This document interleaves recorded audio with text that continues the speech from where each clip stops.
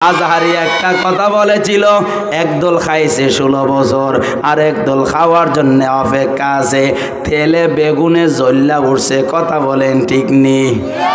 এক বাদশা মহোদয়, তাকে তার কর্মচারী বলল, বাদশাহ মহোদয়, আপনার তুলার ফ্যাক্টরির মধ্যে দৈনিক তুলার বস্তা চুরি হয়, তবে আমাদের মধ্য থেকে চুরি করা হয়। বাদশাহ মহোদয় খুব চালাক মানুষ ছিল, সকলকে লক্ষ্য করে বলল, তোমরা একদিন আমার এই দরবারে হাজির হইবা, যারা এই ফ্যাক্টরির মধ্যে কাজ করো সবাই উপস্থিত হইবা। তুলার ফ্যাক্টরির মধ্যে যারা কাজ করে সবাই উপস্থিত হইল। উপস্থিত হওয়ার পর বাদশাহ সবাইকে লক্ষ্য করে বলল, শুনো শুনো, কিছুদিন আগে অনেক দিন পর্যন্ত তোমাদের মধ্য থেকে তুলার বস্তা দৈনিক অনেক চুরি হয়।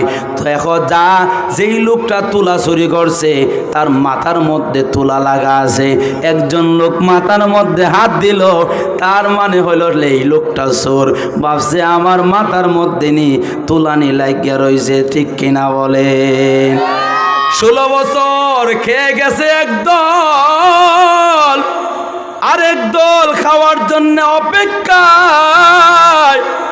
এই কথা বলার কারণে হারুন সাহেবের মাথা গরম, কথা বলেন ঠিক নি? আজহারি ফাজহারি কথা বলা শুরু করে দিয়েছে। আলেমদের নামকে ব্যঙ্গ করতেও দেরি করে নাই, কথা বলেন ঠিক কিনা?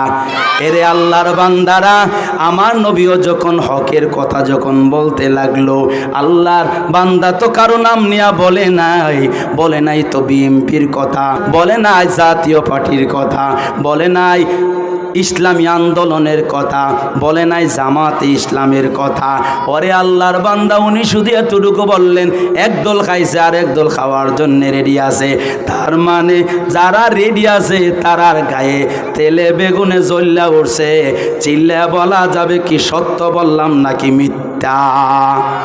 সামনের বাংলাদেশ ইসলাম বা কোরআনওয়ালার বাংলাদেশ, কথা বলেন ঠিক নি? এই আওয়াজে মানি না, যুবকেরা বলো, কথা বলো ঠিক কিনা?